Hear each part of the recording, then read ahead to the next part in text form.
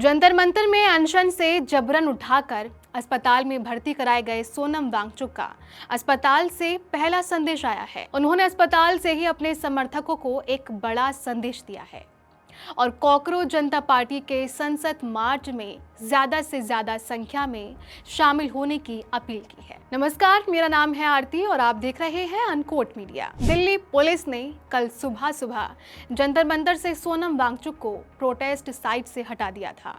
सोनम वांगचुक जो पिछले 20 दिनों से नीट पेपर लीक मामले में केंद्रीय शिक्षा मंत्री धर्मेंद्र प्रधान के इस्तीफे और परीक्षा प्रणाली में सुधार की मांग को लेकर आमरण अनशन कर रहे थे, लेकिन 18 जुलाई को सुबह सुबह पुलिस की टीम उन्हें जबरदस्ती वहां से उठा ले गई और अस्पताल में भर्ती करा दिया।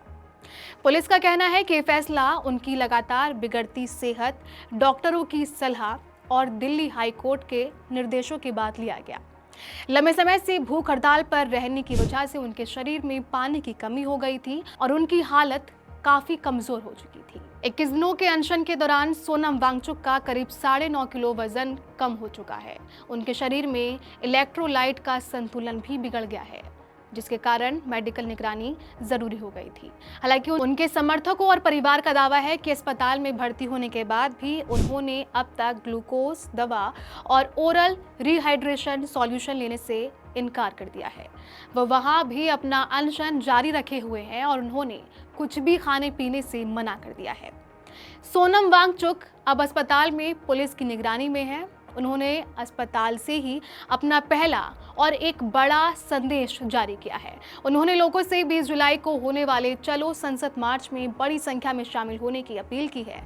उन्होंने अपने एक्स पोस्ट में ये लिखा है कि अन्याय से आज़ादी, डर से आज़ादी, पेपर लीक जैसे अन्याय से मुक्ति और मेरी गैर कानूनी हिरासत से आज़ादी के लिए संसद मार्च को सफल बनाइए। उन्होंने इस आंदोलन को भारत का दूसरा आज़ादी आंदोलन बताया और कहा कि ये लड़ाई सिर्फ उनकी नहीं बल्कि देश के छात्रों और युवाओं के भविष्य की है। इस पूरे मामले को लेकर अब तक कई विपक्षी नेताओं और सेलिब्रिटी के बयान सामने आए, जबकि सरकार के कान पर जूं तक नहीं रेंगी। लेकिन अब कांग्रेस नेता और लोकसभा में नेता प्रतिपक्ष राहुल गांधी ने भी सोशल मीडिया पर पोस्ट करते हुए केंद्र सरकार पर निशाना साधा। राहुल गांधी ने कहा कि एक अहिंसक भूख हड़ताल पर बैठे सोनम वांगचुक को जंतर मंतर से हटाना गलत है। पेपर लीक, शिक्षा की बढ़ती लागत और छात्रों की आत्महत्या जैसे मुद्दे देश के भविष्य से जुड़े हैं। उन्होंने ये भी कहा कि कोई भी ताकत छात्रों और उनके साथ खड़े लोगों को इस मुद्दे को उठाने से नहीं रोक सकती।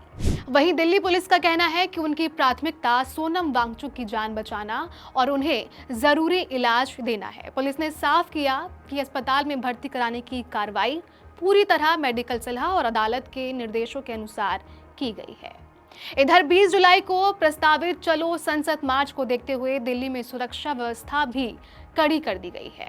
पुलिस पहले ही मना कर चुकी है कि वो इस मार्च की इजाजत नहीं देगी। मतलब कॉकरोच जनता पार्टी के लोग अगर संसद की तरफ बढ़ते हैं तो उन्हें वहीं रोक दिया जाएगा। इसके मद्देनजर जंतर मंतर, सफदरजंग अस्पताल और संसद के आसपास बड़ी संख्या में दिल्ली पुलिस और पार्लियामेंट फोर्स की तैनाती की गई है। कई जगह बैरिकेडिंग लगाई गई है और आने जाने वाले लोगों की जांच भी बढ़ा दी गई है ताकि किसी भी तरह की कानून व्यवस्था की समस्या पैदा ना हो। कुल मिलाकर दोनों तरफ से टकराव जारी है।